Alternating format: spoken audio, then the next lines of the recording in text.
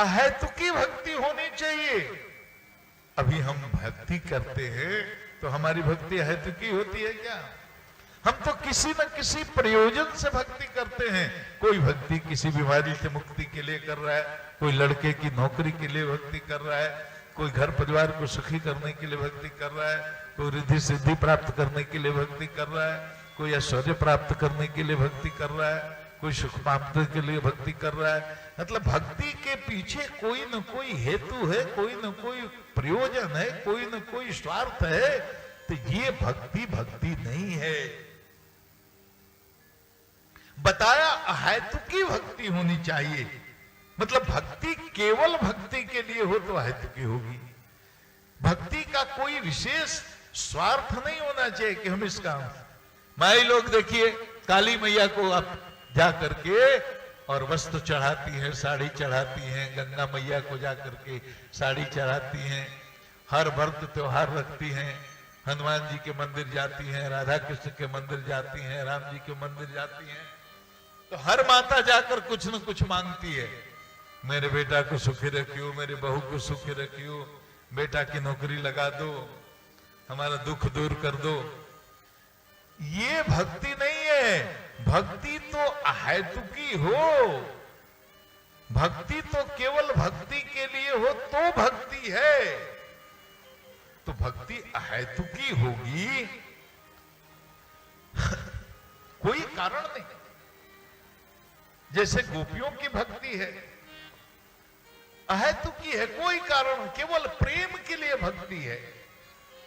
प्रेम ऐसा जिसमें प्रियतम के सुख के अलावा और कोई अपेक्षा ही नहीं, अपने लिए कोई अपेक्षा ही नहीं।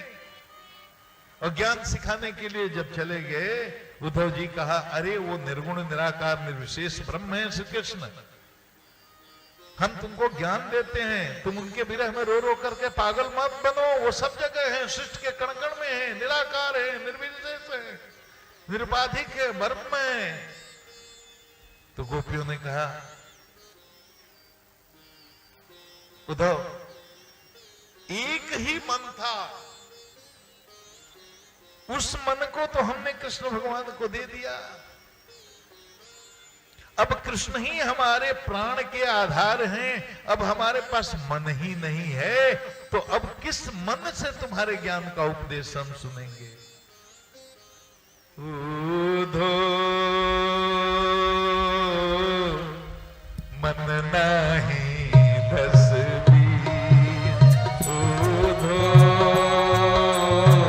मन नाही दस बीस, उद्धो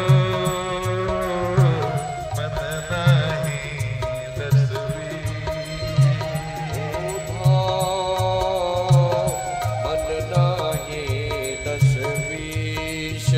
एक तो सो गयो श्याम संग, एक तो सो गयो श्याम संग, कहिया रधोई, उद्धो मन नाही दस बीस, उद्धो मन नाही दस बीस, उद्धो मन नाही दस बीस। अरे ठीक है, तो ज्ञान तो सीख लो, क्या हो जाएगा? अरे ज्ञान सीख लोगे तो मन में शांति हो जाएगी। तो गोपियों ने कहा, उद्धो ज्ञान सीखी का करी, उद्धो ज्ञान सीखे का करी हो। अच्छा, उद्धव जी ने कहा, तो क्या विचार है? विचार बताओ। ज्ञान सीखोगी, शोक दूर होगा, भगवान को ब्रह्म को तत्वतः समझ जाओगी कि वो शिष्य के कण कण में व्याप्त है, शोक दूर हो जाएगा। कहा, तुम शोक दूर करने आए हो, हम तो शोक में ही तड़प तड़प करके मरना चाहते हैं। हम तो तड़प तड़प के इसी शोक में मरना चाहते हैं। ओधो ज्ञान सीखी का करी हो, ज्ञान सीखे का करे हो। तड़पी तड़पी हम कृष्ण विरह में, तड़पी तड़पी हम कृष्ण विरह में, ऐसे ही अब मरी हूँ। ओधो ज्ञान सीखे का करी हो, ओधो ज्ञान सीखे का करी हो, ओधो ज्ञान सीखे का करी हो।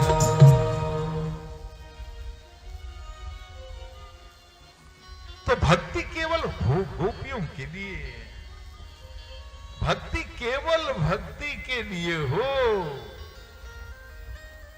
भक्ति अहेतुकी हो, कोई स्वार्थ के लिए नहीं।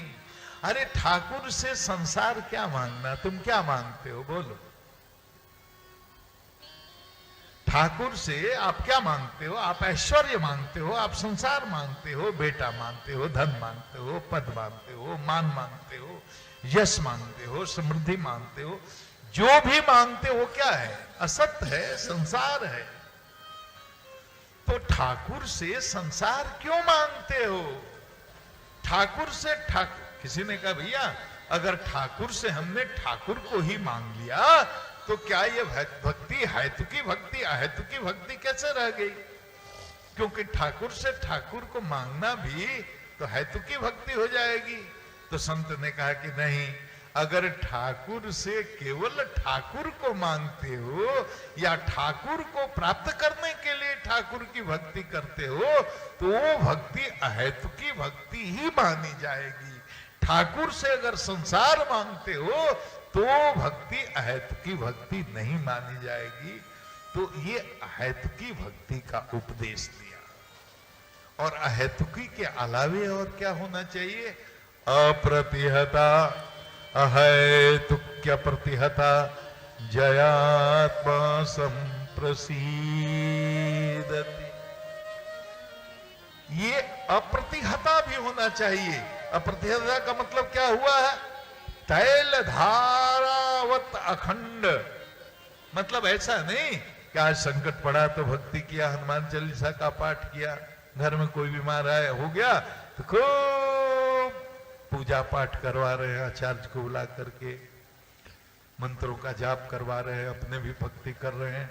और जैसे ही संकट समाप्त हुआ तो भक्ति भी समाप्त हो गई। बेटा बीमार है, भक्ति कर रहे हैं, बेटा मर गया, ठाकुर जी को ले जा करके कूड़ा पर फेंका है, घूर पर फेंका है। बेकार है पूजा पाठ करना, हम तो इतना पूजा किए इसके बाद भी हमारा बेटा नहीं बच सका। अरे ठाकुर जी का काम, ठाकुर जी का यही काम है। अरे अपने प्रारब्ध से जीव कलेवर धारण करके आया है और जितने दिन तक के लिए कलेवर उसको मिला है उतने ही दिन तक ये कलेवर उसके पास रहेगा। उसके बाद किसी न किसी बहाने से कलेवर छूट जाएगा। सब मृत्यु के बहाने हैं। जिसको जब जाना है तब जाएगा और जिस तरह से जाना है उसी तरह से जाएगा। यही सच्चाई समझने की जरूरत है। जिस मृत्यु को तुम इतनी बड़ी चीज समझते हो उस इस सृष्टि में, इस ब्रह्मांड में भगवान के लिए तो खेल है। एक आत्मा ने एक कलेवर का परित्याग करके दूसरे कलेवर में प्रवेश किया, ये तुम्हारे लिए शोक का विषय है। परमात्मा का रूटीन कार्य है, रूटीन कार्य है कि आपके कर्मों के अनुसार आपके शरीर के कलेवर को बदलते रहें, परिवर्तित करते रहें। लेकिन अज्ञानता के कारण लगता है कि जो आया है वो मेरा था, मेरे ही साथ रहे, क्यों मर गया, इतनी छोटे में मर गया, इतनी छोटी उम्र में मर गया। अरे भाई वो उतने ही दिन के लिए आपके पास आया था, उतने ही दिन का संबंध था।